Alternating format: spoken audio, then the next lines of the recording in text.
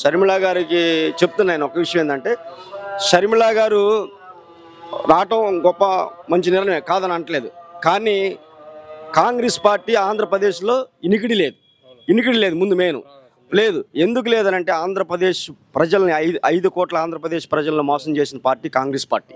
ఎందుకనంటే ఆ రోజు మీ అందరికీ తెలుసు బీజేపీ వాళ్ళు కాంగ్రెస్ వాళ్ళు కుమ్మక్కయ్యి ఆ రోజు 10 సంవత్సరాలు ప్రత్యేక గవర్నమెంట్ చెప్పి మీకు స్పెషల్ స్టేటస్ ఇస్తామని చెప్పేసి వాగ్దానం చేసి వాళ్ళకి స్టేట్ని సపరేట్ చేసి ఆంధ్రప్రదేశ్ 5 కోట్లతో మీతో మాకు పని లేదు, మాకు తెలంగాణ కావాలని చెప్పేసి అన్యాయం చేసిన పార్టీ కాంగ్రెస్ పార్టీ. ప్రజల గుండెల్లో ఇప్పటికీ కూడా రగిలిపోయే పరిస్థితి, కాంగ్రెస్ అంటే నమ్మే పరిస్థితి ఆంధ్రప్రదేశ్లో లేదు.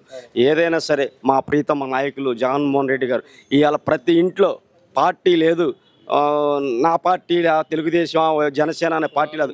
ఎవరైతే అర్హులై ఉన్నారో ఏ పార్టీలతో మనకి పని లేదు, వాళ్ళు లబ్ధి పొందుతారో వాళ్ళు లబ్ధి కల్లా వాళ్ళు వాళ్ళకి న్యాయం జరగాలని చెప్పేసి ఒకే ఒక కాన్సెప్ట్ తెలియని నాయకుడు ఏకైక నాయకుడు జగన్మోహన్ రెడ్డి గారు.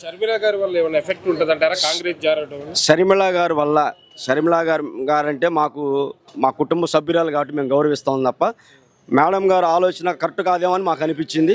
సరే ఆమె వచ్చిన దాన్ని మనం ఏకీభవిస్తాం, దేనివల్ల వచ్చారు అనేది తాము మాట్లాడతారు, మేము వింటాం. తర్వాత మా జగన్మోహన్ రెడ్డి గారికి 2% కూడా ప్రాబ్లం అనేది ఏమి ఉండదు. ఆమె కూడా మంచిగానే ఉండాలి, రాజకీయాల్లో ఆమె కూడా ఎదగాలి. మేము దాని గురించి మేమేమనట్లేదు. మళ్ళీ 2000 ఈ సంవత్సరంలో మళ్ళీ ఎలక్షన్స్లో 116 నుంచి 118 సీట్లు మళ్ళీ జగన్మోహన్ రెడ్డి గెలవబోతున్నాడు. 46, 48 నుంచి జనసేన టీడీపీ సీట్లు తప్ప అంత మించి వచ్చేదేం లేదు. మా తూర్పు నియోజకవర్గంలో మేము బహుజెండాగా ఎగరేసి మా నూరి పాతమ్మని తీసుకెళ్ళి మేము జగన్మోహన్ రెడ్డి గారు గిఫ్ట్గా ఇవ్వబోతున్నాం. మా నూరి పాతిమ గారు ముందు ఫ్యూచర్లో ఇంకా మినిస్టర్ పదవి కూడా చేయాలని మేము కోరుకుంటున్నాం.